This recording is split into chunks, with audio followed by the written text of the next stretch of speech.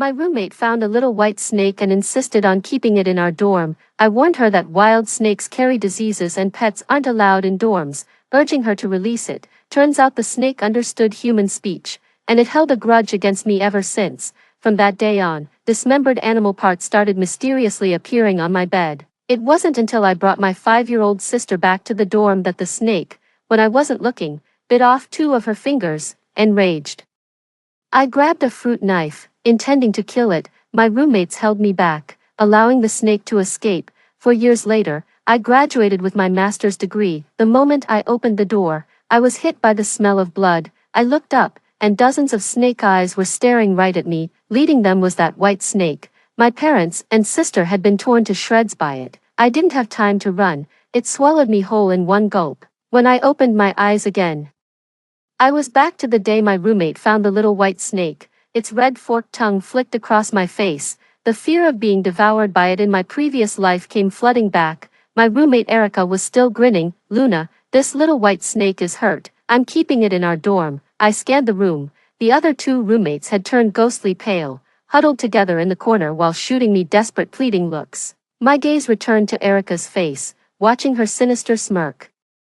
I knew she brought the snake back on purpose. Just yesterday I'd mentioned how terrified I was of snakes. Erica pressed again. "What do you think, Leora?" I shrugged indifferently. "Keep it." Erica's smile froze on her face. At that moment, my other 2 roommates called out my name. I knew they wanted me to reject Erica, and in my previous life, that's exactly what I did. 1. She found the little white snake in the wild, and there's no telling if it carries any viruses. Most importantly, the majority of girls are afraid of snakes. If we keep this little white snake in the dorms and it bites someone or scares them, we'll all be in trouble. But Erica has had it in for me since freshman year. I told her not to keep it, but she stubbornly made a home for that little white snake in our dorm anyway. When I couldn't take it anymore, I reported the whole thing to our homeroom teacher. The teacher gave Erica a good scolding, and only then did she reluctantly get rid of the snake. I assumed she'd taken it to an animal shelter or vet clinic. I never imagined she'd release it in the school flower bed. She brings food to feed the little white snake every day. I once overheard Erica complaining to it. "Don't blame me, blame Leora. She's the one who separated us. I can't even give you a home." That was truly amusing. Erica's home is in the same city as mine. If she really wanted to keep it, and the school didn't allow it, she could have easily taken it home. I didn't make a big deal out of it, but I never imagined that snake would be so intelligent. Poisoned by Erica's words, it grew to resent me. From that day on, disgusting things kept appearing on my bed: half-eaten dead rats, headless toads, and mutilated sparrows identifiable only by their feathers. I reported it to the police, but that little white snake was too good at hiding. They never found it. Erica was the only one who could find it, but she refused to cooperate at all. She even posted on the campus forum accusing me of slandering the little white snake, saying I blamed it without proof. This situation dragged on for half a year, until the day my parents couldn't babysit, so I brought my 5-year-old sister to the dorm. I just stepped away to wash some fruit when I heard my sister's heart-wrenching screams. I rushed out to find her, and saw that 2 of her fingers were gone. The little white snake was coiled there defiantly, blood still smeared around its mouth. My mind went blank for a few seconds. Then, I don't know where the strength came from, but I just grabbed it. Just as I was stabbing it with the fruit knife, Erica walked in. She let out a scream and rushed over at the sight. She grabbed my knife with a death grip, then sank her teeth into my hand that held the little white snake. "Run, Snow, she's trying to kill you." The pain made me loosen my grip. The little white snake slithered away swiftly. 3 years later, that white serpent became the Snake King. He led a horde of snakes straight to my doorstep. The image of my parents and sister lying in a pool of blood replayed in my mind, and I couldn't help but shiver. In this lifetime, whoever wants to stop Erica from keeping snakes, go right ahead. I'm not touching that with a 10-foot pole. Seeing my indifferent reaction, Erica bit her lip. "Leora, I'm not just keeping them for a while. Even after I've recovered, I'll continue to keep them. If you have any objections, now's the time to say them." Under her expectant gaze, I reached out and stroked the little white snake's head. "No objections here. It looks gorgeous. Take good care of it." Erica frowned. Ignoring her, I turned around and slung my backpack over my shoulder. My shift at the fried chicken place just started, so I'm heading out. As I was leaving, I heard my other roommate, Jasmine, Say, Erica, maybe you should reconsider. The dorm is for sleeping, Erica retorted. Annoyed, what's there to reconsider? Leora, as class monitor, hasn't said anything, so what do you have to complain about? I didn't catch what Jasmine said next, but I'm guessing she won't contradict Erica. Erica is with the student council, and she's also the head of the department that manages student credits. If you cross her, you're in for a bad time. She'd keep a hawk eye on you, looking for every opportunity to deduct points. Falling short on credits not only means losing scholarships, but also risks getting held back a year. So even though the other two roommates couldn't stand Erica's behavior, they bit their tongues daily, and I happened to be Erica's least favorite of all. But since I'm the class president, plus the homeroom teacher and several instructors all favored me, Erica's point deduction threats didn't faze me. That's why Erica had it out for me. She'd constantly give me a hard time. Only after finishing my part-time job did I truly feel reborn.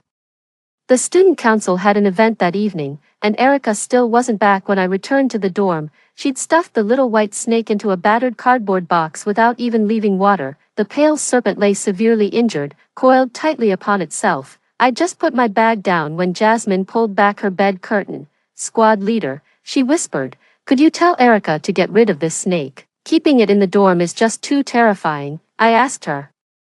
Why don't you tell her yourself? She wouldn't listen to me, Jasmine said, pressing her lips together. Squad leader, please help.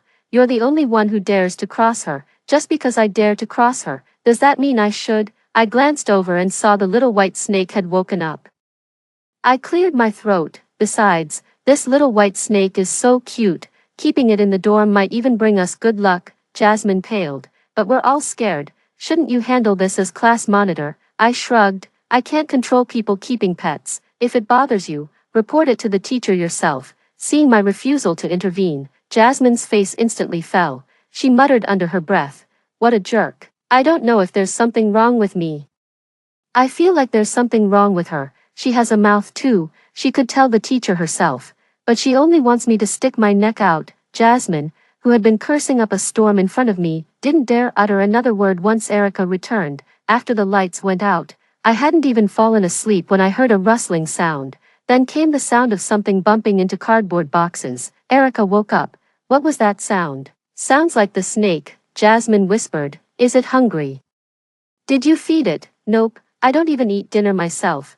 Why would I bother with it? As soon as she said that, the snake's rustling grew louder. Erica snapped, grabbing her bedside power bank and tossing it down. Shut up, you'll get food tomorrow. The power bank landed on something with a dull thud. Whether it was knocked unconscious or Erica's words took effect remained unclear. The little white snake fell completely still. Soon after, all three roommates were asleep, yet I couldn't fall asleep.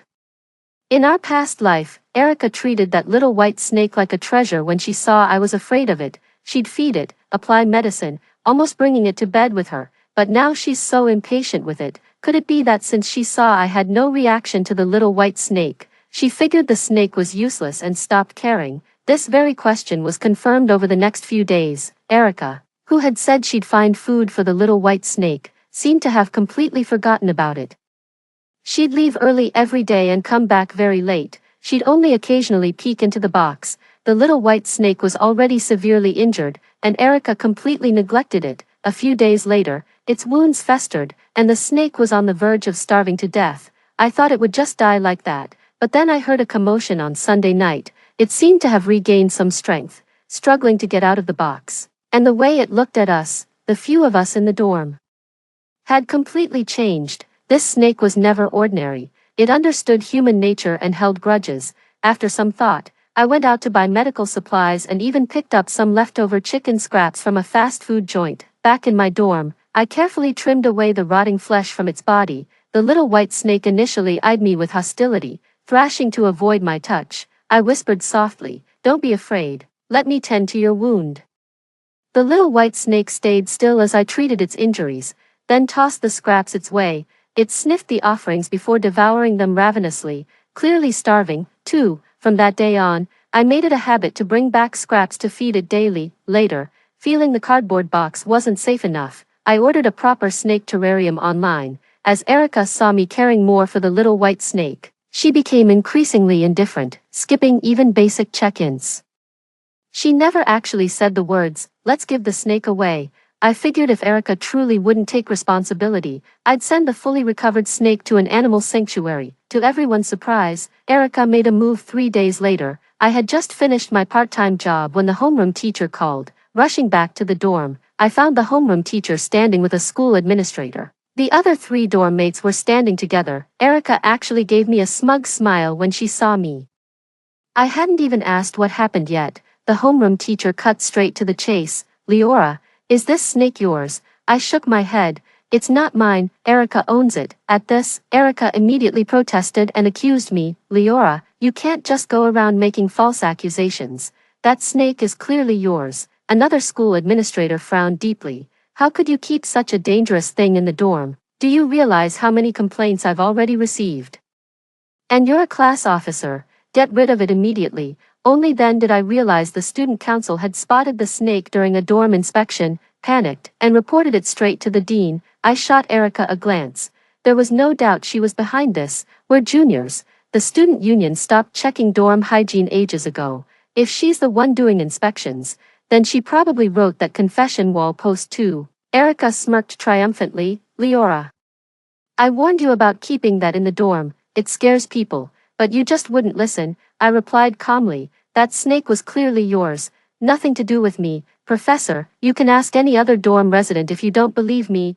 I always thought I was closer to Jasmine and her friend than Erica, so I assumed they'd take my side. Jasmine turned pale and stammered, "We don't know who brought it in. We just know Leora's been feeding the snake every day." "Jasmine, how could you say something so heartless?" Furious, I stared them down with burning eyes. The school administrators couldn't stay silent anymore. "What's wrong with you? Even if you won't admit to keeping it, how could you slander and threaten other students?" She turned to the homeroom teacher. "So this is your model class monitor. With this scandal blowing up and her still refusing to admit fault, we'll have to handle this according to school regulations, following school policy.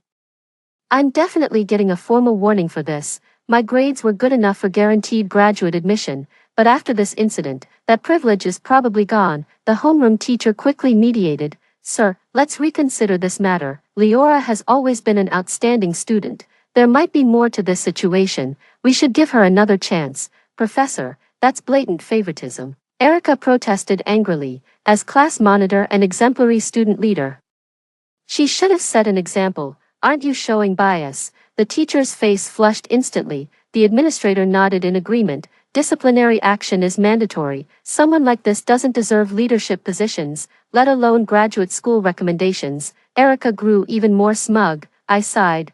"I swear I didn't bring that snake into the dorm." "Leora, stop making excuses at this point." I turned to Erica and said, "I've got proof. Erica once framed me for stealing. That's why I always carry a voice recorder with me." I found the recording from the day Erica brought the snake back and played her exact words about wanting to keep a snake for everyone to hear. I also dug up the recording of Jasmine talking to me, asking me to speak with Erica and tell her not to keep the snake. To prove that the other 2 roommates were also aware, all 3 of their faces went pale simultaneously, and the school principal's expression was also grim. Erica retorted stubbornly, "Even if you didn't bring it back, it's a fact that you fed it and bought a crate for it. You're more like its owner than I am." "Teacher, I fed it because I believe all living things have spirits, and I couldn't just stand by and watch a life die," I said truthfully. "I bought the cage because I was afraid it would run out and bite someone. Is there anything wrong with that?" Erica was about to say more when the homeroom teacher cut her off. "All right, since it's just a misunderstanding, let's drop it. Regardless, pets aren't allowed in the dorm." "Erica, since this mess is your doing, you'll handle this snake." "Leora, as class monitor, you failed your supervisory duty. This reflects poorly on you too." The teacher feared escalating the situation. So both Erica and I got disciplinary action. So before school administrators got involved, she gave us all a stern lecture. Finally, she ordered Erica to remove the little white snake immediately to avoid causing panic. The homeroom teacher left the dormitory with the administrators. This incident didn't affect me, but Erica got chewed out instead and was absolutely livid. She opened the incubator with rough movements. Her grip was even more forceful when reaching for the little white snake. The little white snake glared at her with fury and panic in its eyes. Clearly it had overheard everything that was just said. I stepped forward. "Where are you taking it?" None of your damn business where I take it. After pretending to hesitate, I said with feigned reluctance, "Why don't you let me take care of it? Its injuries haven't fully healed yet. I'll nurse it back to health and release it in the woods." The little white snake's eyes lit up at my words. Its tail stretching slightly toward me, it genuinely seemed to want to come with me. Erica witnessed this scene and flew into a rage. "You ungrateful snake, biting the hand that feeds you. I'm your real owner." She jabbed her finger hard into the little white snake's wound. The snake writhed in pain, curling into itself. Erica shot me a glance. "You want it? Too bad. I'm releasing it right now." With that, she walked out holding the little white snake. Her hands were restless, swinging it back and forth. I warned, "Stop shaking it like that. It's uncomfortable." As if Erica would ever listen to me, she only shook it harder, as if afraid the little white snake might actually feel at ease. After Erica left, Jasmine and our other roommate just stared at me blankly. They stayed silent, and so did I. After several minutes of this awkward standoff, Jasmine finally broke the silence. "Sorry, Leora," she said, "we didn't mean what we said." Erica was throwing her student council weight around, "And we're not like you, the teacher's favorite, we're just regular students." Her words ignited an inexplicable rage inside me. I've never understood why they were so afraid of the student council. After all, student council members are just students too. We're all equals here. 3. Suppressing my anger, I spoke up. "Are you really going to keep acting like this?" Jasmine froze. "What, do you really want to keep dealing with Erica like this? We've got over a year left in college. After today's mess, knowing her personality, she'll probably blame both of you." I chose my words carefully. "Do you want to take Erica down?" I never expected Jasmine and the others would actually take my advice in the end. Erica didn't return until half an hour later, her arm wrapped in bandages. A nosy roommate asked where she'd taken the snake. She snapped angrily, "Right on campus. That little bastard bit me the moment I stepped out of the dorm and bolted. If I ever see it again, I swear I won't let it off easy." The next day, I went to the school flower bed alone. After calling, "Shall by," twice, rustling sounds emerged from the grass. A minute later, the little white snake appeared before me. I cried out in delight, "Thank goodness you didn't go far." I knelt down and took out ointment from my bag to apply on it, along with old wounds. There were some fresh injuries. Tears welled up as I whispered, "Did Erica do this to you, Snowball? I'm so sorry I couldn't protect you." The little white snake gazed at my tears, then unexpectedly nuzzled its head against my palm as if seeking affection. I sighed, "What a shame I can't keep you at home. It's all Erica's fault. If not for her, we wouldn't have to part." As I spoke the exact same words Erica had said in our past life, the little snake mirrored the identical expression from that lifetime. In the following days, I secretly visited the white serpent every chance I got, fed and medicated it as usual. The little white snake's wounds were nearly healed, and it had grown slightly larger. Meanwhile, Erica ran into some trouble. First, someone posted on the confession wall about spotting a beautiful white snake on campus. Asking if anyone else had seen it, he posted a photo of the little white snake online, asking classmates to help identify whether it was venomous. Someone replied that the snake wasn't poisonous, but this particular breed is highly intelligent and holds grudges. Better not mess with it. Another person pointed out the snake clearly wasn't native and wondered how it ended up on campus. That same night, an anonymous tip revealed the snake was brought into the dorm by a student council officer to prank others. When no one got scared, she reported the incident to school administrators.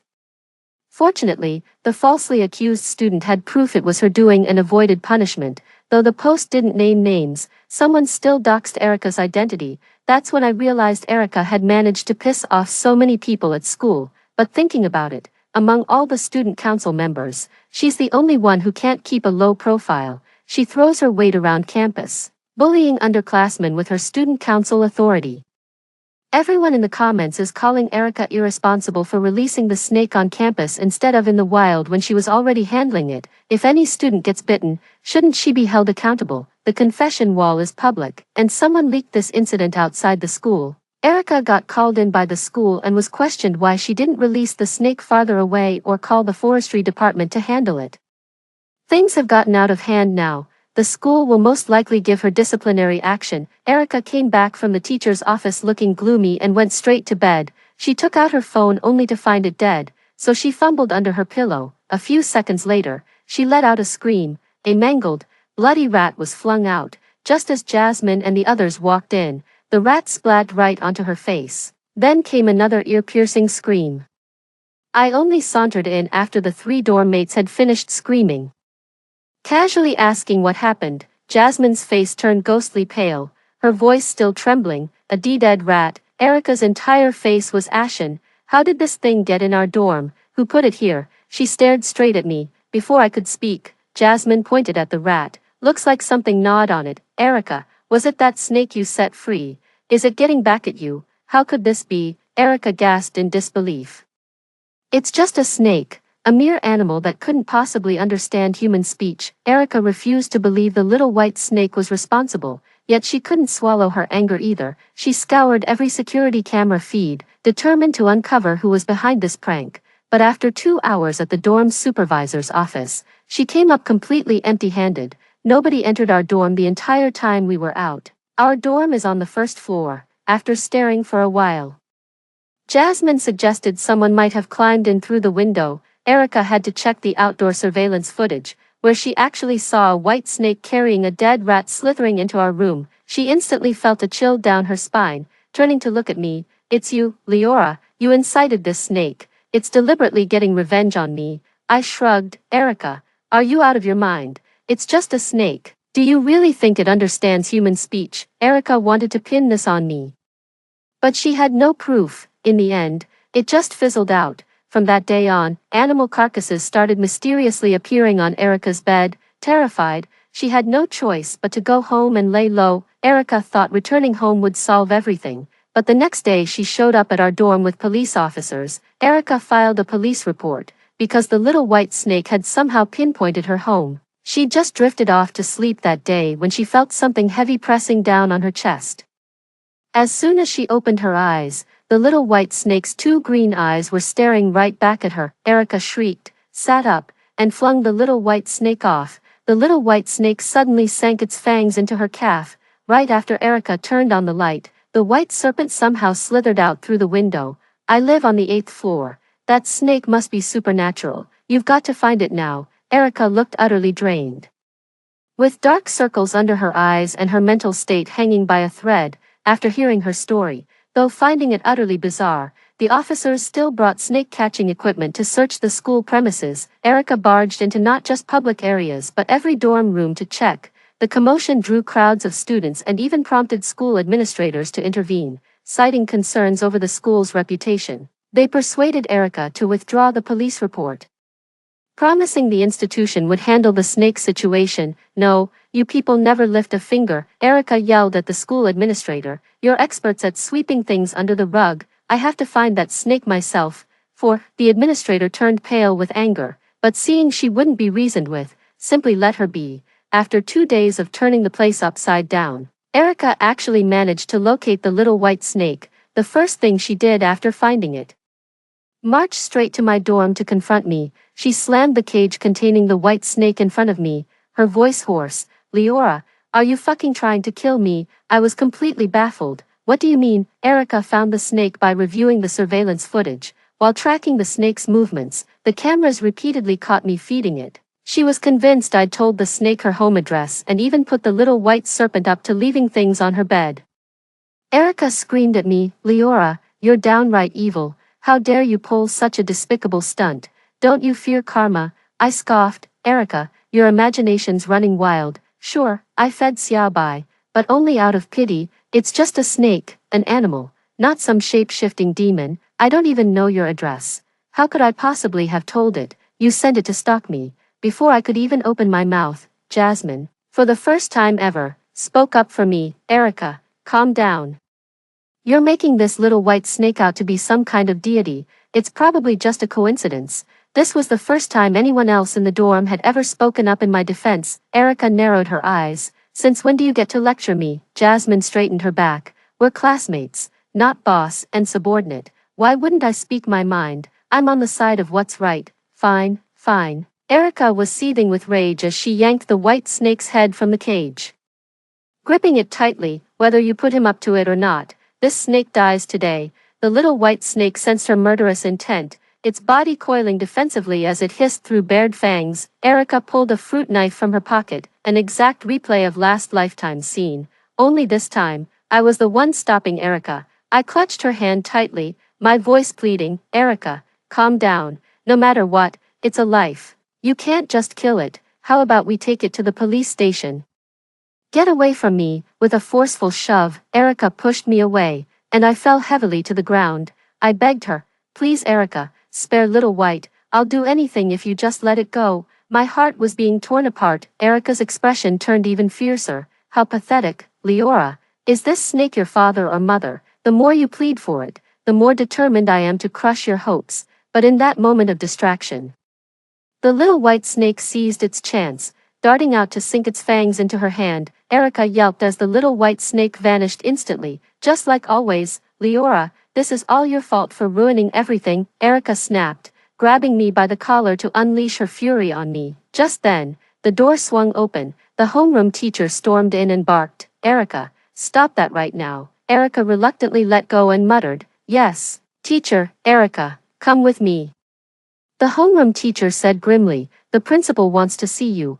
After Erica left with the homeroom teacher, I only understood why Jasmine suddenly took my side after checking the school's confession board. Erica's past bullying behavior was recently exposed, and her recent stunt with the white snake further outraged everyone. Some fed-up classmates came forward, revealing Erica bought her student council position by bribing teachers. After gaining power, she also extorted money from students under the pretense of clearing their demerit points. The situation escalated until someone reported it to the school administration. School officials were already furious about Erica's police report, putting the school under scrutiny, and launched an investigation upon receiving the tip. Evidence of bribery was confirmed. Jasmine didn't come forward out of conscience. She only spoke up because she knew Erica couldn't stay at the school any longer. Erica's bribery case was handled swiftly. A week later, the school issued an official notice. Due to the severe misconduct, the teacher was dismissed and Erica was expelled. It said that Erica and her family fell to their knees when the principal announced the decision. She pleaded with the principal for another chance, but the principal was unmoved, simply stating that school rules must be followed. Getting expelled in your junior year of college is a really awkward situation.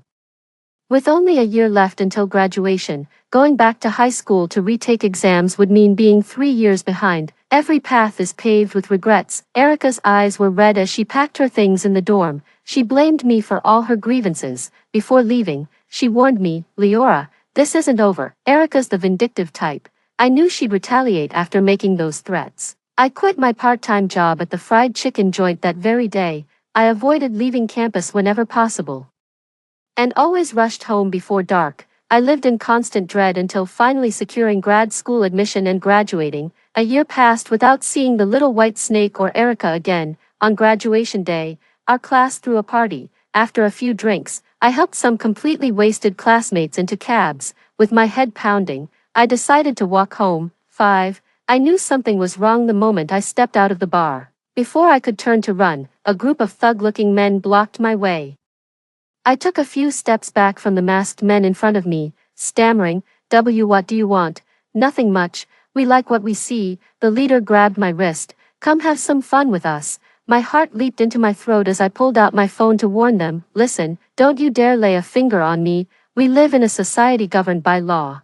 I can call the cops on you right now." Before I could finish dialing emergency services, someone snatched my phone from behind.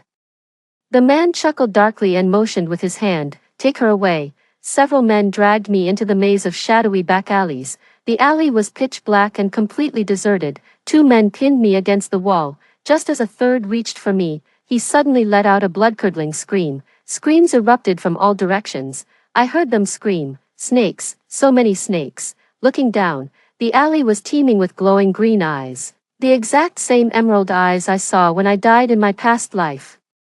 They hissed with the excited sounds of predators closing in. My legs gave way and I collapsed to the ground. A sudden chill ran down my arm as I lifted the object in my hand to inspect it. It was the little white snake. It wriggled ingratiatingly in my palm, fighting back revulsion. I exclaimed with forced delight, "Oh Snowy, long time no see, you've become the Serpent King now." The snakes drove the thugs into a corner, and the little white serpent was seething with rage at their actions.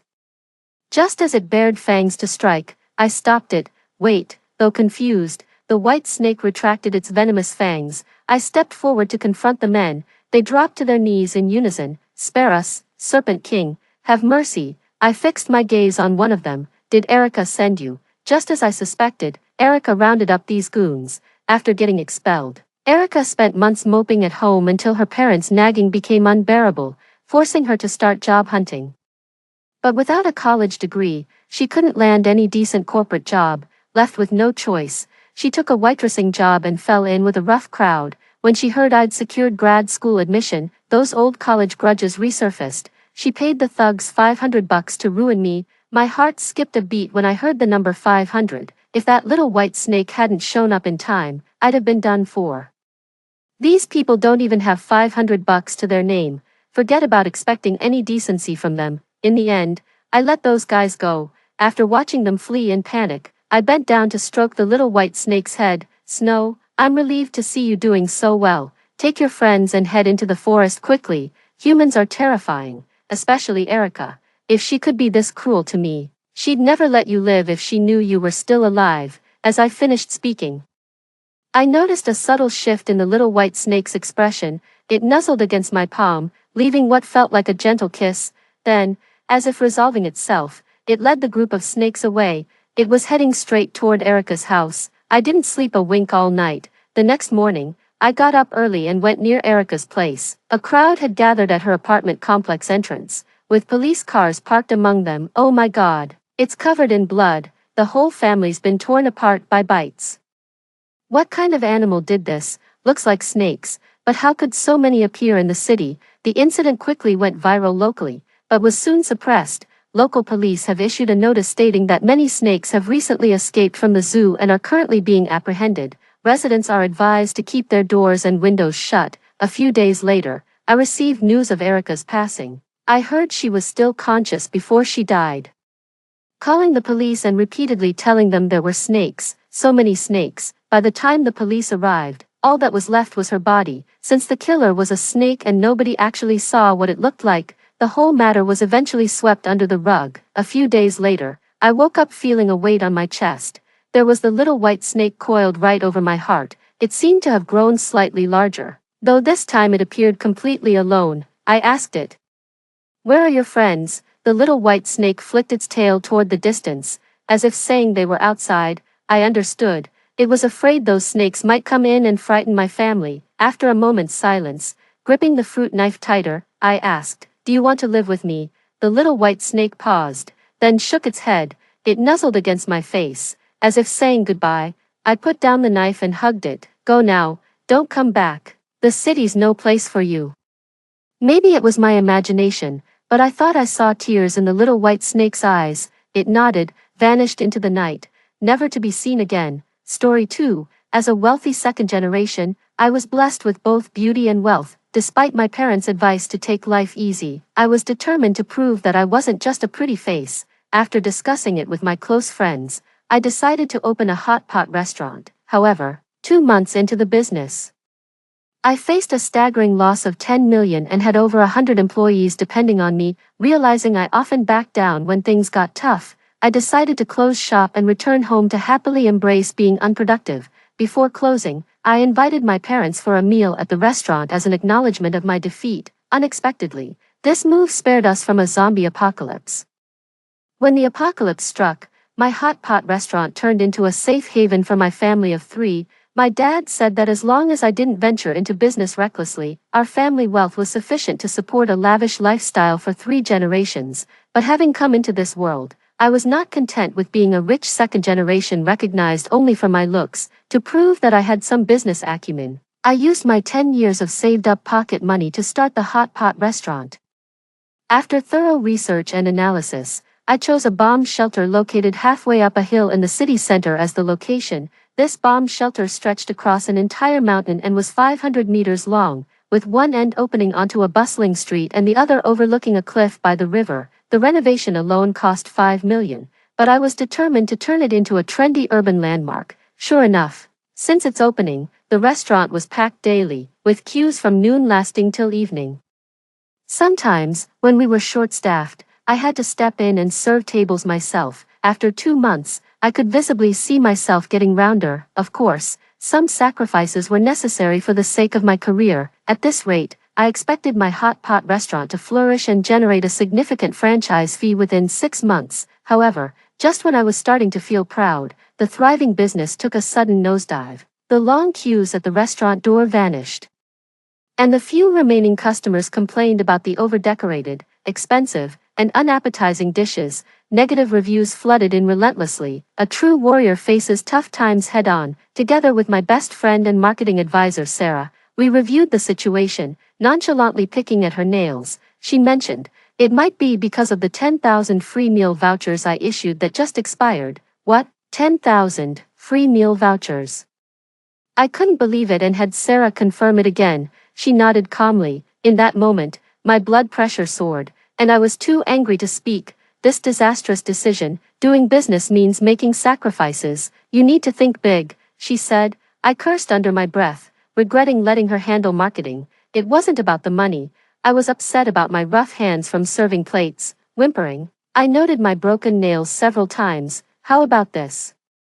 I immediately contact Group X and issue another 10,000 free meal vouchers, guaranteed to bring prosperity and wealth. I asked dispiritedly, the kind of prosperity that rolls away from me. Oh, you don't understand. This is internet thinking, losing money to build a habit. I grabbed a handful of garlic and threw it at Sarah as she let out an exaggerated scream. You and your internet thinking. I'm trying to run a business, not become a saint. Just then, the finance department reminded me that there was no money left to pay the salaries, and today was payday. I ran a large operation with top-notch service, employing over 100 staff. Each month, the payroll alone was a substantial sum. Now, I had run out of money. After the bold claims I had made, asking my family for help was out of the question. The employees looked at me with expectation. I was so overwhelmed that I nearly had a hormonal imbalance. Quick thinking. I grabbed Sarah's phone and transferred 100,000 to finance. It's convenient when best friends use the same password. Sarah was hopping mad, but there was no other choice. Grumblingly took away my prized Himalayan cat, staring at the empty bank balance and more staff than customers. I slapped my thigh and made a bold decision. Swiftly, I wrote a sign and hung it on the door. Business for sale. Even though the store manager repeatedly urged me to persevere, I decisively gave up. Acknowledging a mistake quickly and settling the bill is the posture of the strong. I am suited for water, not a hot pot restaurant. It's not shameful to lose money. Next time, I'll try a different line of business. I comfort myself with these thoughts. All the remaining money after paying salaries was given as severance to the staff. When opening the shop, it was bustling. When closing, it was done without dragging it out. After dismissing all the employees, I looked at the empty shop. Feeling a bit melancholic, I was only a boss for 2 months. Wandering into the kitchen, I saw lots of unsold tripe, duck intestines, yellow throat, and luncheon meat. Wasting is shameful. I messaged my parents, Dad, Mom, the place is all yours tonight. Make sure to come on time. Time seemed to accelerate today. In the middle of summer, it was only 6 p.m., yet the sky was already a deep black. Perhaps even the heavens felt sorry for my failed first venture when my parents arrived.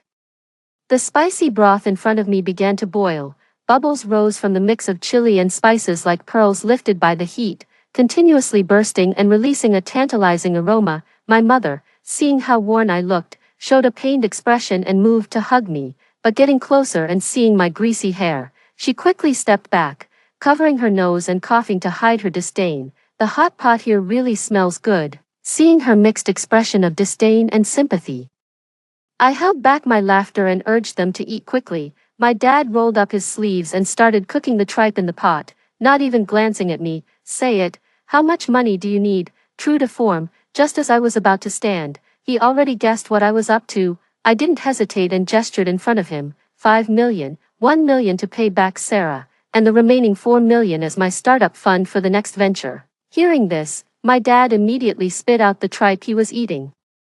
I knew I shouldn't have come. Oh Dad, just as I was about to deploy my coquettish tactics, a car horn sounded at the door. I went out to see, and it was a disaster. I was so focused on dismissing the staff that I forgot to notify the suppliers to stop the deliveries. 500 kilograms of rice, 500 kilograms of flour, 50 barrels of cooking oil. Boss, time to unload. And it didn't stop there. It was as if the suppliers had coordinated their timing, all arriving together within 15 minutes. I received 1,000 kilograms of hot pot base, 300 kilograms of potatoes, 300 kilograms of lettuce, 300 kilograms of tomatoes, 1,000 kilograms of carrots, 200 kilograms of various meatballs, 500 kilograms of pork, 500 kilograms of beef, 20 boxes of eggs, 100 lobsters, 100 king crabs. The menu's items were all delivered in massive quantities. Then another truck filled with various beverages arrived, and I was completely dumbfounded. The delivery guy expertly unloaded the goods, shouting at me, "Where's the staff? Come help unload." Looking at the boxes, I asked with a stiff face, "My shop is bankrupt. Can we return these?" The delivery guy's face immediately fell. "That's not possible. Your manager was rushing us this afternoon to confirm these orders multiple times, and now you can't just not take them." So that's how it was. When dismissing her, the manager thought I was short on her compensation, asking for an extra month's salary, but I really didn't have the extra money then and ignored her. Before she left, she threatened to make me regret this, and I didn't expect this was how she'd get back at me, knowing I hate carrots. She still ordered 1,000 kilograms. Where does she live again? I'll deliver them all to her tomorrow. Faced with this mess, I could only look helplessly at my dad. His face grim, he signed a check and handed it to the suppliers, then went out and called back a dozen men from the street. It took them half an hour to. After sorting the goods into their respective categories, the store was left with just me and my family, as employees had been let go and the goods were piled high like mountains. Feeling utterly hopeless and knowing that I could no longer ask my father for money, I returned to the table dejectedly, under the light. The bright red hot pot broth shimmered slightly. My mind raced with thoughts on how to deal with all these goods. While leisurely enjoying the hot pot, my mom playfully winked at my dad and said, "Honey, I won, you owe me money." Annoyed, my dad chugged a beer and reluctantly transferred 520 yuan to her. Curious, I asked, "What did you bet on?" My mom, gleefully collecting the money, turned to me and explained, "I bet your dad that you'd go bankrupt in less than 3 months."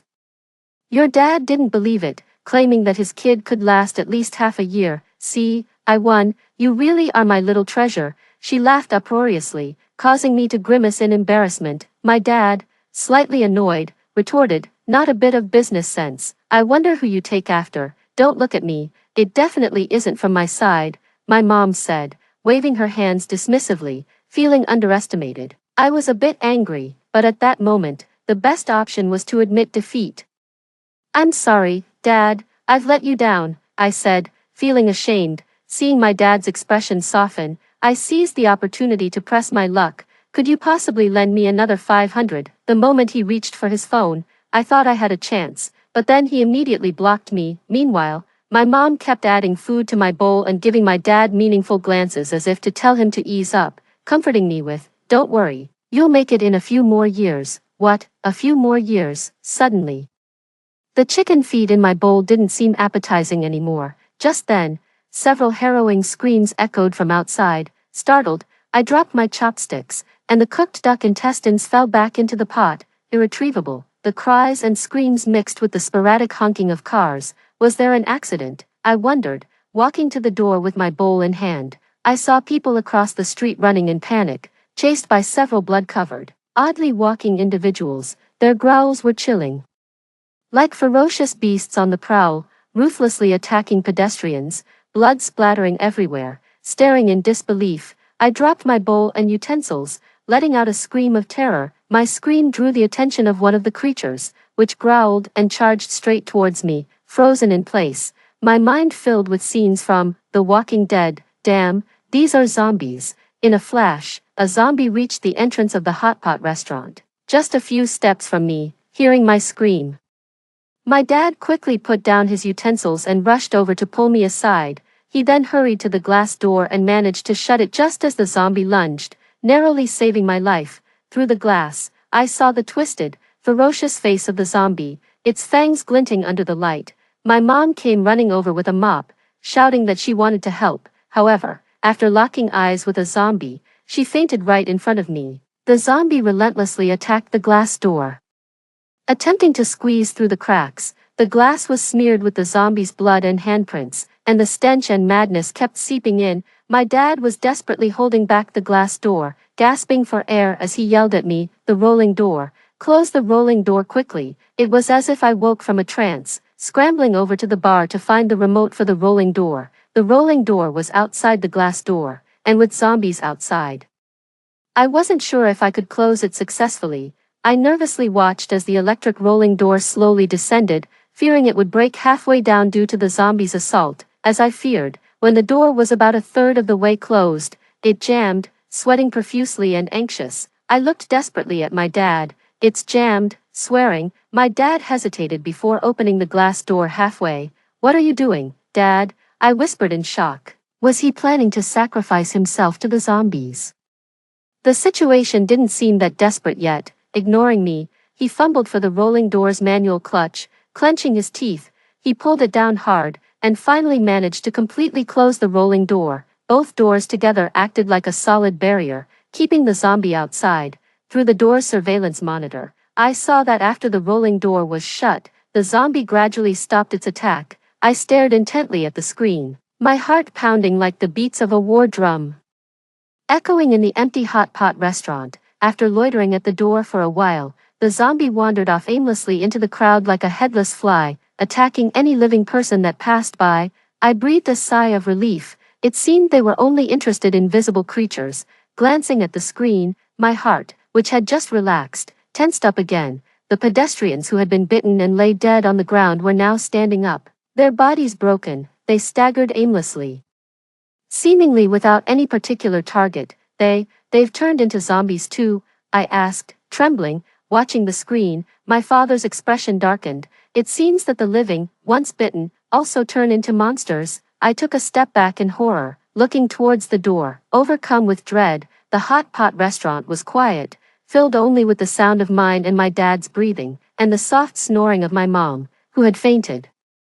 My dad quickly carried my mom to the sofa and carefully wiped her face clean with a towel. As she slowly woke from her faint, she burrowed into my dad's arms. "Honey, I just had a dream." "Mom, that wasn't a dream," I said as I handed her my phone. The internet was in an uproar. Zombie biting incidents had erupted all over the world. People didn't turn immediately after being bitten. Depending on the severity of their wounds, there was a latent period ranging from a few minutes to several hours.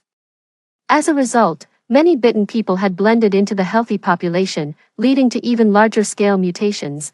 No one knew if the people around them had been bitten. Trust collapsed in an instant, and everyone was fearful for themselves. In just a few hours, the whole world seemed like a hell on earth. The government had issued emergency notices, urging everyone to lock their doors and windows and to avoid going out. I clutched my phone tightly, the news on the screen unsettling me. Sarah's phone had been unreachable, and I dreaded to think what might have happened to her. My dad immediately arranged finances, sending 100,000 to each of the surviving staff members to stock up on supplies. At the same time, he was constantly sending large red envelopes in the company group chat, but there were very few people grabbing them. We all knew very well that under such circumstances, order had already collapsed and money was the least useful thing. My mom was crying and murmuring, "Everything was fine this afternoon. How did it turn out like this?" I wiped away my tears and asked my dad with feigned calm, "What do we do now?" My dad didn't answer me, he just held my mom, staring intently at the door outside. After a long time, he finally spoke slowly. "We wait." "Wait for what?" my mom asked. "Wait for rescue," my dad replied. I was stunned for a moment, looking at my dad. Will there be a rescue? Such a question, in post-apocalyptic novels, is the most foolish. But now, we are not in a book, we are in reality, in the face of such sudden disasters. Even if the state wants to conduct a rescue, it needs time, although the government is trying its best to respond.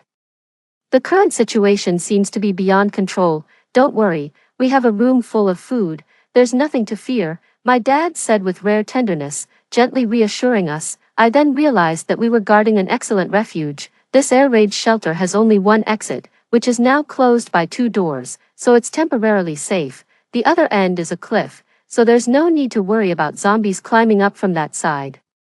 And those goods that were giving me a headache earlier have now become our confidence to survive. "Come on, let me give you a tour," I said, trying to lighten the mood as I stood up to show my parents around the hot pot restaurant. The 500-meter deep air raid shelter is shaped like a lollipop. The entrance is very spacious, leading to a long, narrow corridor. The decor is themed around the Republican era, divided into areas for food preparation, dining, sightseeing, and resting. Adapted to fit the location, the entrance is wide and open, roughly 200 square meters. It's been turned into a reception hall, kitchen, and a lively seafood display area. Right at the entrance is the reception hall, filled with a retro vibe, furnished with classical sofas and stools, colorful glazed lamps and simulated wooden doors and windows, under the lighting, seem to transport you to a city from the Republican era. But now, it's piled high with boxes of beverages. To the left of the reception is a large open kitchen, with its own cold storage and preparation areas. To the right, the lively seafood display area, now also filled with shrimp, crabs, and fish. Further inside is the dining area, over 200 meters in length. The tunnel is about 4 meters wide, with tables and chairs on one side, while the other wall is filled with hot pot bases and self-heating hot pots for sale. I originally intended for customers to eat and perhaps buy some to take home. But in reality, a lot got taken. Every 50 meters, there's a separate restroom with its own drainage, ensuring no congestion during peak dining times. Then, you pass through a 200-meter-long corridor. This hallway represents the historical and cultural life of the Republican city through text, pictures, and items. I've also prepared period costumes for visitors to take photos. At the end of the hallway, I've installed a large door. Behind this door is the staff rest area and my personal space. With the mindset of retiring with the hot pot restaurant, I moved almost half of my home here. The passage leads in, then diverges left and right. Here, we have a bathroom, gym, mahjong room, staff rest area, my bedroom, a dressing room, and a reading room. Though small, the place is fully equipped with all life necessities, and there's definitely enough clothing for me and my mom to change into. We have enough sanitary pads to last us both for half a year. The only issue is for my dad, who doesn't have a razor or spare clothes. I had to make do with those clothes meant for taking photos. As my mom toured around, she didn't hold back on the compliments. "Baby, you're so smart, choosing such a great place. You definitely got that from me," my dad muttered under his breath. "That's not what you said just now, Mom." "Really? I don't believe it." "Me, alright, let me show you what a great place looks like." I led them to the entrance of the cave. As if opening the gates to a new world, I often lean against the railing here to enjoy the river scenery, beautiful both day and night, but at this moment, all I could see was shock, and all I could hear was despair. "Wow, there's water here." My mom discovered the spring at the cave's entrance. In the corner of the entrance, a mountain spring slowly emerged. The spring water was ice cold and clear. I had it tested. It's rich in minerals and excellent for drinking. During the renovation, we used local resources and diverted this water to the kitchen and bathroom for daily use. My mom happily scooped up some water to drink and smacked her lips, commenting, "This water is really good. It was used to flush the toilets before." She spat out the water in surprise, spraying my face. I grimaced and wiped my face, regretting telling the truth. After the tour, we checked the supplies. We already had a substantial stock, plus the goods that were just delivered. We had about 1,300 pounds of darn carrots, 700 pounds of rice, 600 pounds of flour, 80 barrels of cooking oil, 1,200 pounds of hot pot base, 400 pounds of potatoes, 350 pounds of Chinese lettuce, 500 pounds of tomatoes, tripe, duck intestines, yellow throat, fat intestines, pork, beef, lamb meatballs, chicken, duck, all stuffed in the cold storage, and countless lobsters, king crabs, grouper fish. My goodness, are there mushrooms and vegetables too? My mom exclaimed again. She saw the live vegetable pots displayed on the kitchen shelves. The store used to supply live vegetables, so mushrooms, bean sprouts, and bok choy were all delivered with their pots. Customers could eat and pick them fresh, which was a unique selling point. As customer traffic decreased, we stopped restocking, but some were still displayed in the kitchen under lights. We didn't know how long we'd be trapped, so we needed to take great care of these little seedlings. After inventorying the supplies, the three of us sat on the ground, catching our breath. Complete variety, fresh dishes, indeed high cost. No wonder it's losing so much money. I couldn't tell if my mom was criticizing or complimenting me. We had a fortress-like shelter, with ample food. We could last a year or more without any issues, but I still couldn't contact Sarah, and that was really bothering me. If I hadn't let her go this afternoon, it would have been nice to have her stay here. My dad frowned, pointing out a serious issue. Everything looks fine for now, but once the power goes out, the food will spoil. Dad's concern was valid. In our sunless bunker, we relied on electricity for lighting and food storage. If power was cut off, this dark, narrow cave would become a dire place, given the chaos outside. A power outage was likely sooner or later, though we had a diesel generator. Once the diesel ran out, we couldn't avoid the predicament of losing power. The dozens of shared power banks on the bar could only charge phones. Fortunately, the bunker was constantly at around 24 degrees Celsius. When renovating, we heavily designed the ventilation system, so even if the power went out, air circulation in the cave wouldn't be hindered. Moreover, the two doors at the entrance aren't sturdy enough. We'll need to find a way to reinforce it, not just against zombies, but against people as well. I glanced toward the door. The dried blood on the glass door was still unsettling. It was now 2 a.m., and we were all exhausted, barely able to think straight. We decided to get some sleep first and discuss our plans at length tomorrow. After washing up, I lay between my parents, insisting on not leaving them. I had originally planned to give my bed to them and sleep on the bunk bed in the staff dormitory, but then I reconsidered. What if you guys end up having another child? At 22, having a younger brother or sister wouldn't be embarrassing, but the idea of childbirth in a bunker, especially with my mom being of advanced maternal age, was just too dangerous. What are you thinking, you silly rabbit? My dad said sternly, poking my head with his finger and shoving me aside.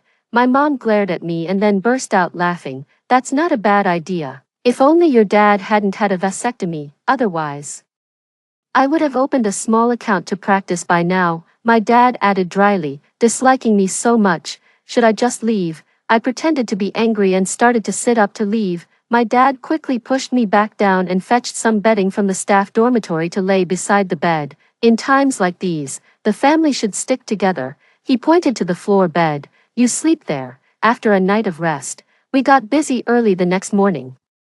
My dad dug out the toolbox left over from a previous renovation and dismantled the hot pot table and benches. He then used nails to join the planks and make a door-sized panel. Like patching up a quilt, he stacked several thick layers and sealed the door securely. The noise we made inside attracted nearby zombies. It seemed that these creatures were very sensitive to sounds. Through the security camera, we saw zombies circling the door after hearing the noises but unable to locate the source, which made them visibly agitated. Out of curiosity, my mom wanted to take a closer look at the zombies that had frightened her, but I quickly turned off the screen. Sorry, Mom, I really don't trust your nerves. Seeing that the zombies weren't attacking the roll-up door, my dad sped up his work, nailing boldly. My mom and I together moved crates of beer, soft drinks, and mineral water to the entrance. Stacking them into a thick wall, we piled it up, layer upon layer.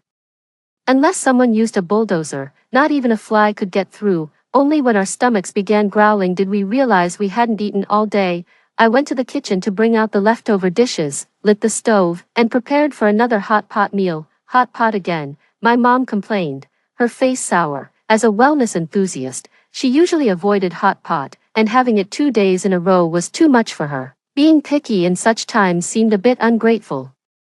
If it weren't for my beloved daughter's hot pot restaurant, our family of 3 might have already become a feast for the zombies. I spoke to her sternly. Are you eating or not? If you don't eat, then, I'll make it a split pot. My mom didn't hesitate and nodded vigorously. My dad, clearly starving, ignored our banter and devoured his food. After quickly finishing our meal, my dad, wiping sweat, said, "This afternoon, we need to deal with the meat.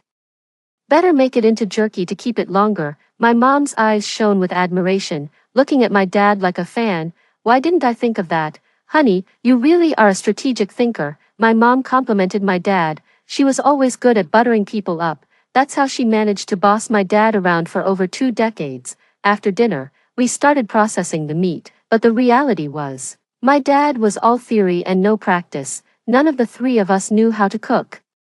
We couldn't even cut meat properly. We clumsily followed a video, cutting the meat into sticks. then salting it and finally baking it in the oven. The oven was small, but we made do with what we could. Inspired after making beef jerky with a food blogger's video, my mom started searching for cooking tutorials on her phone. She downloaded what she could and took detailed notes on what she couldn't download. Every now and then she'd ask me, "Honey, what do you feel like eating?" "Lobsters. I want big lobsters." Seeing my mom take notes so diligently really moved me. She had never cooked in her life, but now the circumstances forced her to try her hand at cooking. I silently vowed to myself that no matter how bad her cooking turned out, I would clean my plate completely. My dad and I struggled through the afternoon and barely managed to process around 100 pounds of beef. As dinner time approached, my mom showed me a few videos she had picked out. "I don't need to watch. I'll love whatever you cook," I said sweetly. My mom stared at me with wide eyes. "What are you thinking, sweetie? These videos are for you." "For me?"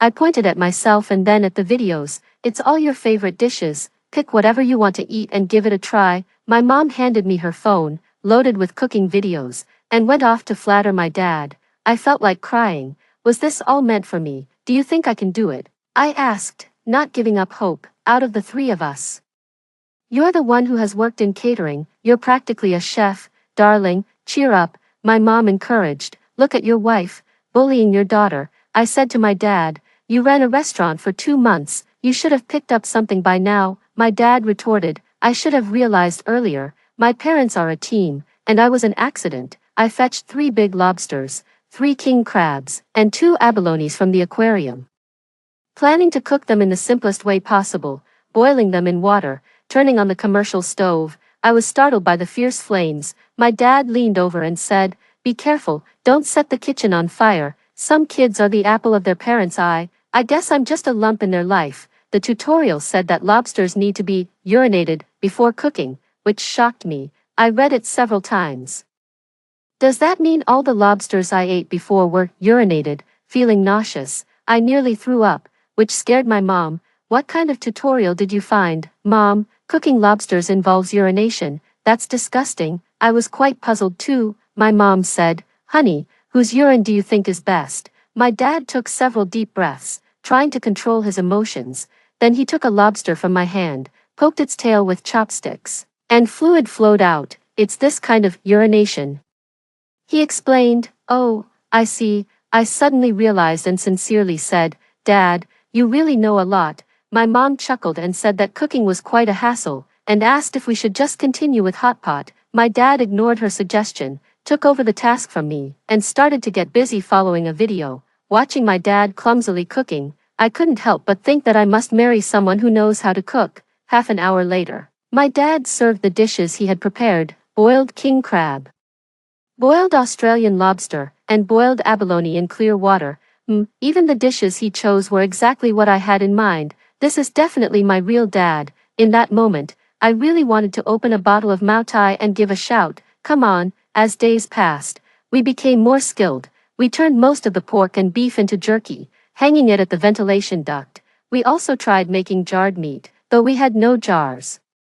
We had to fry the pork and then cool it down with the oil before storing it in plastic containers. As our knife skills improved, we sliced potatoes and lettuce, and dried them in the sun near the cliff edge. We shredded cabbage and placed it in empty oil drums to make northeastern sauerkraut. We also simmered some tomatoes into sauce and stored it in empty beer bottles. "Well, we'll keep it as long as it lasts." Not knowing how long we would have to endure, I also dried some carrots. Despite my dislike for them, we tried to eat perishables first. Anything that spoiled and couldn't be eaten was thrown off the cliff along with other garbage. Gradually getting used to this lifestyle, our tense nerves relaxed, and our days seemed to revolve just around eating and sleeping. My dad's cooking skills greatly improved, unlocking various cooking techniques. Every day, my mom and I flattered him shamelessly to keep him in a good mood. I feel like after this disaster, my dad could even start a food blog, only, this food blogger's current look is a bit like a wild man. My dad hasn't shaved in nearly a month. At this rate, he could braid his beard. "Dad, I think this style really suits you," I said, leaning on the kitchen doorway watching him busy cooking. "Look at whose husband he is," my mom said, always indirectly praising herself. My dad stroked his beard and said, "I really should shave. Otherwise I'll start looking like your grandfather."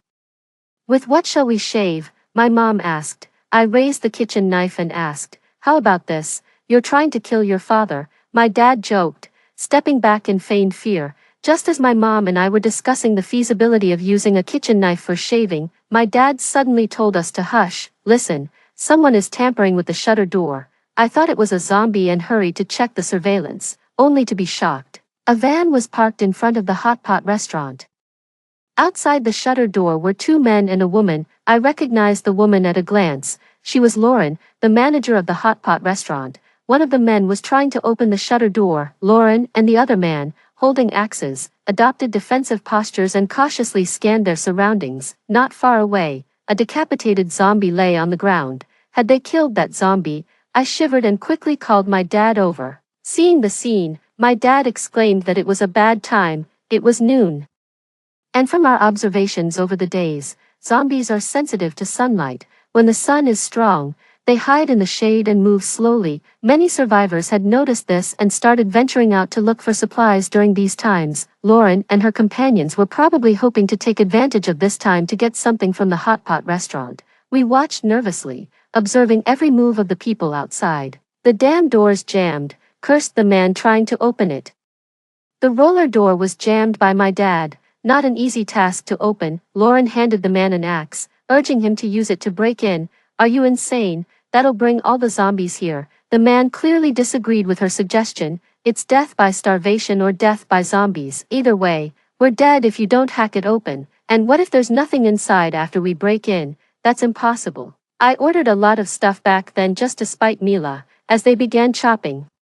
The metal door screeched sharply under the assault. Several zombies, attracted by the noise, started moving slowly towards them, but given the zombies' current agility, they could easily be dispatched with the axe. Once they broke through the security door and the glass, all the wood and beer cans we had nailed up inside would hardly hold them back. Should we give them something to make them stop chopping? My mom suggested. No way. Without hesitation. My dad and I simultaneously refused the suggestion. In the apocalypse, human nature is more terrifying than zombies.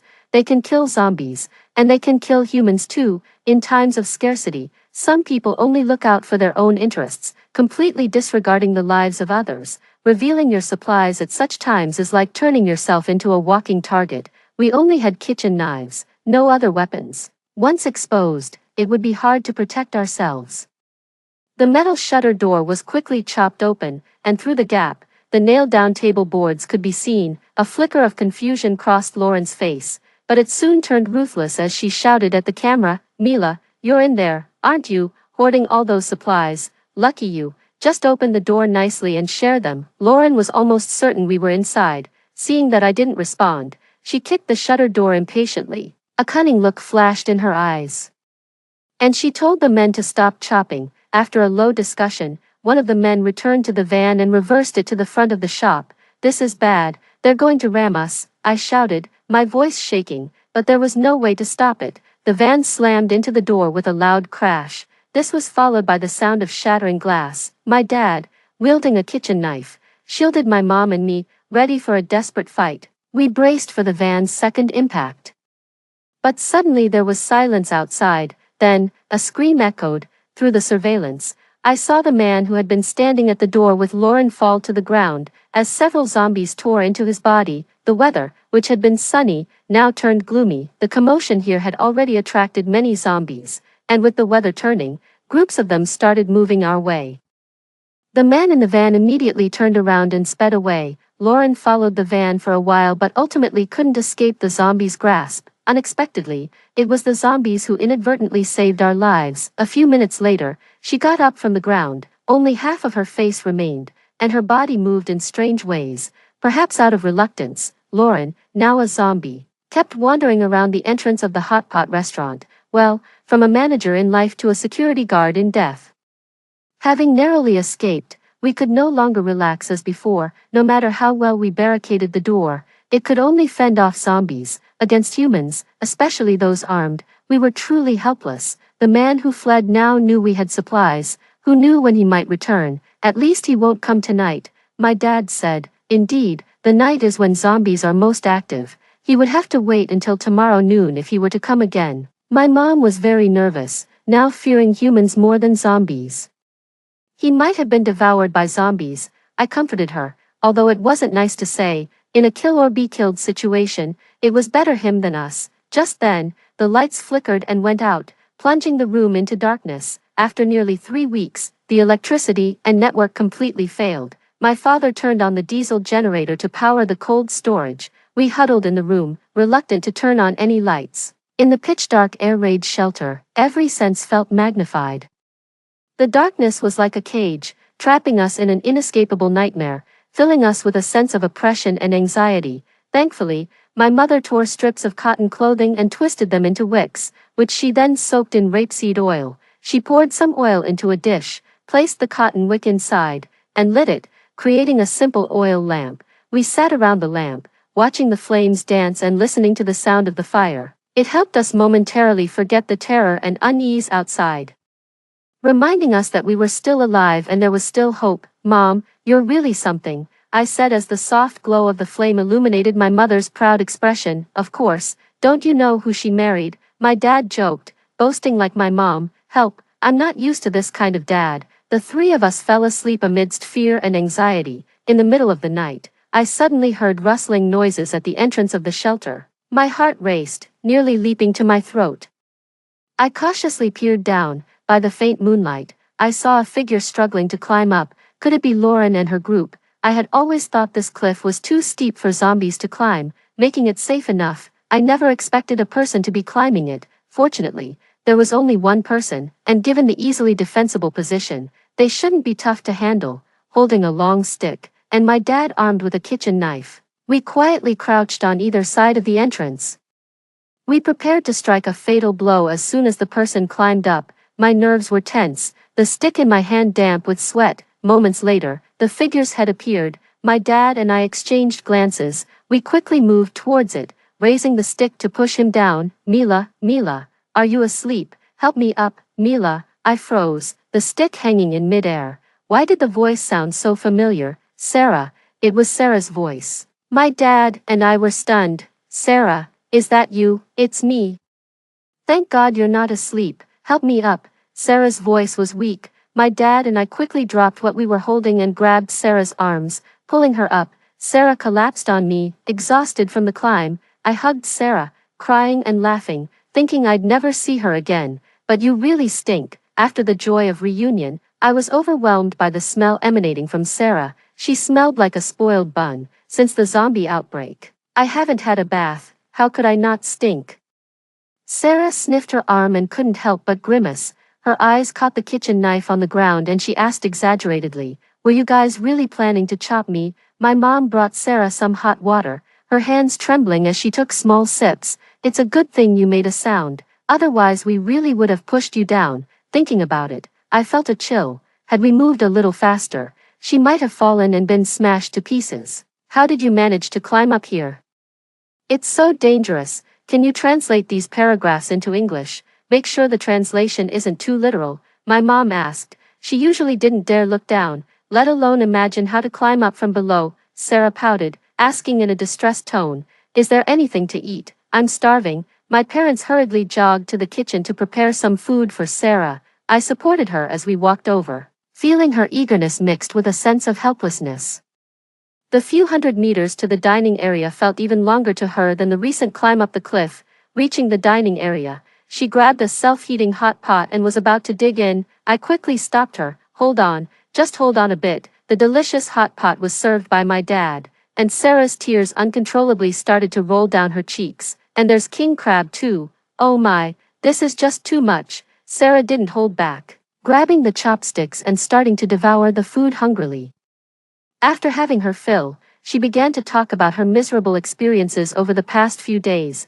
When the zombie outbreak happened, she was at a convenience store with her boyfriend, planning to buy some snacks. In the ensuing chaos, her boyfriend abandoned her and ran away, leaving her trapped in the convenience store for days. Hearing this, I was furious. I always said that guy was no good. Look on the bright side. He might have been torn apart by zombies by now, Sarah said nonchalantly. "I thought you were dead because you didn't reply to my messages," I said, tears swirling in my eyes. "I wanted to reply as soon as I saw your message, but my phone got smashed before I could send it, the day before yesterday, when the convenience store was looted empty. She was so hungry she took a risk to come find me. You're too bold. Climbing up like that was so dangerous. My mom looked at Sarah, her face gaunt and her hands full of scars, her eyes full of sorrow. It's a miracle she wasn't eaten by zombies or fell to her death on her way here. What could I do? There were so many security guards patrolling your entrance. Sarah pointed towards the door. You mean there are a lot of zombies at the entrance? I asked. With the power and internet down, we couldn't see the situation at the entrance, and I thought it was just Lauren, one of the zombies, hanging around. Exactly. A bunch of male zombies were following a female zombie around. I was genuinely impressed. Lauren really was a manager through and through, even as a zombie. Her leadership skills stood out. It looks like we're safe for now, my dad said. I knew what he meant, even if robbers came. The zombies at the door would deter them. With Sarah joining us, our mahjong games were finally no longer short of one player. The person who lost the most was in charge of cooking and washing dishes. Sarah and I stood no chance against my dad, always losing badly. He would chide me for not using my brain while playing, but he would still prepare the meal. Given the scarcity of food, he didn't dare to really make us starve. Sometimes Sarah couldn't help but feel sad. I knew she was missing her parents. When the outbreak occurred, her parents were abroad, and it was unknown whether they were still alive. Before we knew it, 3 months had passed since the zombie outbreak began. As November approached, the weather gradually cooled down. The diesel generator had long been silent, and the gas cylinders in the kitchen were also exhausted, although the cave's constant temperature eliminated the need for heating. Guarding our supplies without fuel to cook made our moods quite heavy. Technically, the furniture in the store could be dismantled for firewood, but we were worried that the smoke from a fire might attract unwanted attention, so we only dared to make a small fire at night to cook, and during the day, we ate self-heating hot pots. If we didn't want to eat those, we'd just wait and cook a meal at night. We didn't lack water, reluctant to waste firewood on heating water. We hadn't bathed in a long time. The spring water by the cave entrance was too icy, and as the weather cooled, even a brief touch was enough to make us shiver. Fortunately, we didn't sweat much, so we weren't too smelly. My mom, always particular about cleanliness, really struggled with how unkempt we had become, taking advantage of the residual heat from the evening's cooking fire. She managed to warm some lukewarm water for a bath. She even washed her hair. A sense of foreboding rose in me. Sure enough, my mom developed a fever in the middle of the night. The hot pot restaurant had everything except medicine. My dad kept trying to cool her down with a damp towel all night, but it barely helped. I prayed that her immune system would pull her through, but the high fever persisted, and her consciousness began to blur. We were frantic with worry. It's all my fault, I lamented. I had prepared everything but had neglected to bring common medications. Don't say that, we're not gods. We can't foresee everything, Sarah consoled me. Should I climb down the cliff to get some medicine? I proposed, but my dad immediately vetoed the idea. It was a fluke that Sarah made it up here, he said. We don't have the proper equipment to risk it, he added. After speaking, my dad looked silently at the cave entrance. Frowning, I knew there was a pharmacy directly opposite the hot pot restaurant. Only a road lay between us. Less than 100 meters from the main entrance, the quickest way to get medicine, but outside weren't just a few zombies. Facing them was no simpler than confronting a sheer cliff. What were our chances if we went out? I'll figure something out, my dad said, starting to prepare weapons. He sharpened a kitchen knife until it was sufficiently lethal and then secured it to a stick with some rope to extend its reach. He swung it a few times in front of us. It seemed effective. Then he made another one and handed it to me. Try this, he continued without pause, moving beer crates to block the door. After moving the crates, he began to dismantle some wooden planks, only removing enough to allow one person to fit through. The glass door had already been shattered by Lauren and her group, so we only needed to lift the roll-up door slightly to crawl under. However, the roll-up door had been so battered that my dad struggled to open even a small gap. Fortunately, the zombies, lacking intelligence, only knew to ram the door without checking underneath. But once someone crawled out, they wouldn't last 3 seconds. As my dad prepared, he instructed me, after I go out, you and Sarah bring over the boxes to block the gap. If I'm not back in 2 hours, nail the entrance shut. I clung tightly to my dad's hand, not letting him go. He looked at me for a long while. then pulled away and caressed my head. His voice choked with emotion. Listen to me. Take care of your mom and survive until help arrives. I bit my lip hard, tears silently streaming down my face. My dad's venture outside was fraught with danger, but my mom's situation was urgent. Watching him, I saw him take a piece of beef that had rotted due to the power outage. He lay down at the door and threw the meat outside with all his might. The zombies, drawn by the smell, swarmed towards it, and my dad seized the moment to slip out. I looked at Sarah. She understood what I was planning to do, and although she didn't agree, she nodded at me. Take this. Sarah handed me the kitchen knife my dad had given me. I also grabbed a few pieces of rotten meat. In a desperate attempt to distract the zombies, my dad lay flat, throwing meat out the door crack. However, lacking strength, I couldn't throw it far enough. The zombies initially chasing him were diverted by the meat momentarily, as I stealthily made my way out. I sprinted towards where my dad had gone. The biting cold wind felt as if I was inhaling icy blades. The zombies, realizing a living person was nearby, began to chase after me, despite it being daytime. With the overcast sky dimming the sunlight, the zombies remained agile. 5 zombies were tailing me, including Lauren and 4 others. All men. Lauren, even as a zombie, hadn't forgotten our old disputes and persistently chased me. I dashed towards the pharmacy, with the zombies closely on my heels. Realizing I might be dragging the zombies towards my dad, I quickly altered my strategy and turned back, leading the zombies away. I ran circles, trying my hardest to buy time for my dad. He reached the pharmacy entrance and turned just in time to see me being chased, his face filled with horror. I yelled to him, "Dad, don't worry about me, just go get the medicine," but without hesitation.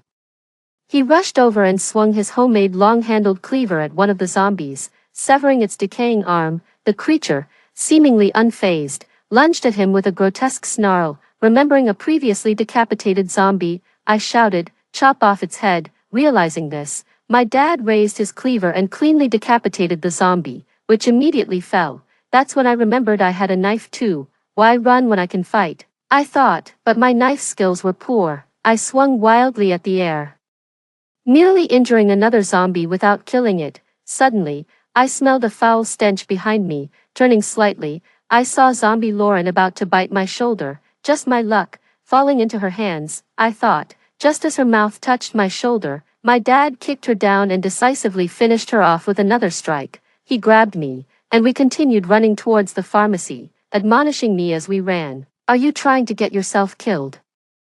How would I explain this to your mom?" This silenced him too. Inside the pharmacy, chaos reigned, and I didn't know where to find the necessary medicine. After dealing with 2 more zombies using our newfound combat experience, my dad packed whatever he could into his backpack. Can't be choosy now, just grab everything. Many zombies, attracted by our scent, were slowly converging on us.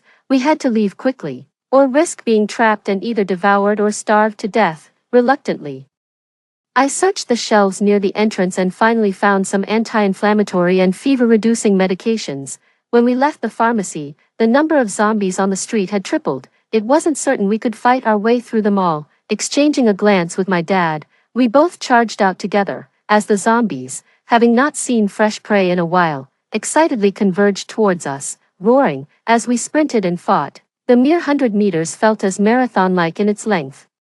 As we neared the cave entrance, Sarah threw a bag of foul meat out and yelled to me from inside, "Mila, use this to lure them away." My dad picked up the meat and hurled it at the zombies. He threw bits in all directions, buying us a brief moment to escape. It wasn't until we were all safely back inside the store and had pulled down the roller door, blocking the entrance, that my legs gave way and I collapsed to the floor. Without pausing, my dad rushed to my mom with the medicine. Sarah tried to help me up, but I gestured for her to let me lie down a bit longer. It felt good to just lie there. After resting for a while, Sarah and I walked to the room, unsure if the medicine had helped Mom. Her forehead still felt hot. Seeing my worry, Sarah couldn't help but laugh and cry. "It's not a miracle cure. These things take time. Where's Dad?" It was then I realized. I hadn't seen him since he went to give my mom the medicine. He must have been exhausted and gone to rest somewhere.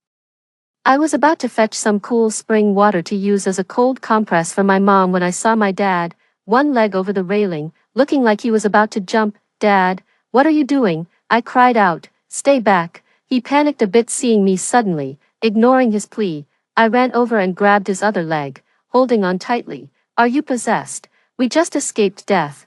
Why climb so high, sweetheart? Let go, taking deep breaths. My dad tried to calm his voice and told me he had been bitten by a zombie. In the chaos of saving me, when he kicked the zombie Lauren, it managed to bite his calf. He hadn't noticed at the time, but soon after he felt a severe burning sensation. The wound had started to rot, and it wouldn't be long before the virus spread throughout his body, turning him into a zombie. It's all my fault. I shouldn't have caused more trouble. I wept bitterly, blaming myself for my dad's fate. How can you blame yourself? If it weren't for your help, I might not have gotten the medicine. I don't care, even if you turn into a zombie, you're still my dad. If it comes to it, we'll all become zombies together. If you jump, I'll jump too. Hearing the commotion, Sarah quickly came over and helped me pull my dad down. He was already weak from the exertion and the spreading virus. I rolled up his trouser leg and saw the frighteningly hot bite. On a desperate impulse, I submerged his calf in the cold, bone-chilling spring water of the little pond. The cool water brought down the temperature of the wound. My dad's brows relaxed, and he fell asleep. Sarah and I carried him to the staff dormitory and locked him in, just in case he turned into a zombie. I decided to keep him there. After all, we still had plenty of foul meat. Maybe there was hope for a vaccine. As night turned into day, my mom's fever finally broke. Her first question upon waking was, "Where's your dad?" I didn't have the heart to tell her that by now, Dad might already be a zombie, but Dad had always been strong-willed. Has silence become eerie? Sarah's screams echoed from the doorway, signaling trouble. I rushed out immediately. I found Sarah crouched on the ground, visibly terrified. My father was standing in front of her, slightly bent over, reaching out his hand towards her. "Dad, don't bite her." I yelled instinctively. Those zombies can't understand human speech. My dad. "I haven't turned into a zombie." "What?" Sarah and I exclaimed in unison. "What are you talking about?" asked my mom, weakly leaning on the door, her face full of confusion. I reluctantly explained everything that had happened over the past 2 days. My mom broke down in tears, hugging my dad, overwhelmed with regret. "Husband, if you turn into a zombie, bite me first. It's all my fault for insisting on taking that bath. It seems I might not turn into a zombie after all," my dad said as he rolled up his trouser leg. The area that was festering just yesterday had now scabbed over. "What's going on?" We looked at each other, bewildered. Could it be that my dad is the chosen one, with anti-mutation genes in his body? "I think it might be due to the water," my dad theorized. We all turned to look at the spring, somewhat incredulously. "The water? This water? It's impossible for me to carry anti-mutation genes." Before touching the water, my leg was festering.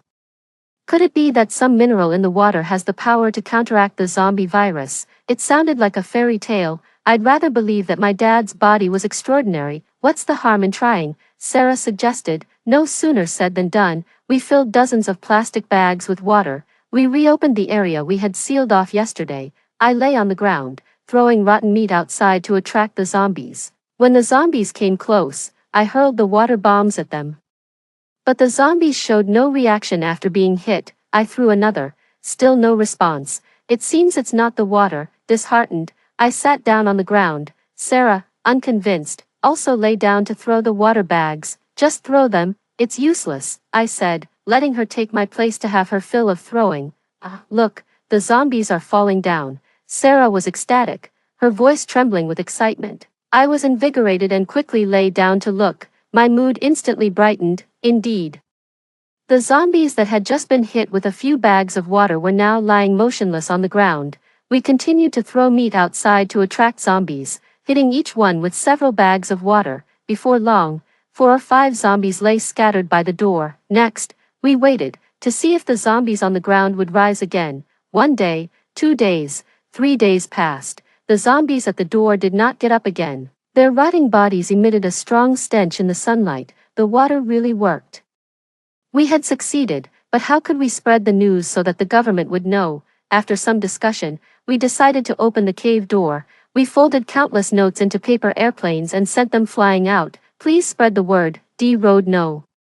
108. Cave Hotpot has a special cure for the zombie virus. 3 days later, people in camouflage knocked on the rolling door. That day, sprinkler trucks began spraying spring water. A month later, my city was the first to completely eliminate all zombies. Half a year later, all the zombies in the country had been cleared. Later, my hot pot restaurant became popular again. This time, it truly became a viral hot pot spot, a new landmark in the city. After finishing their meal, diners would even take a bucket of spring water home. They say drinking a cup daily strengthens the body and wards off all diseases.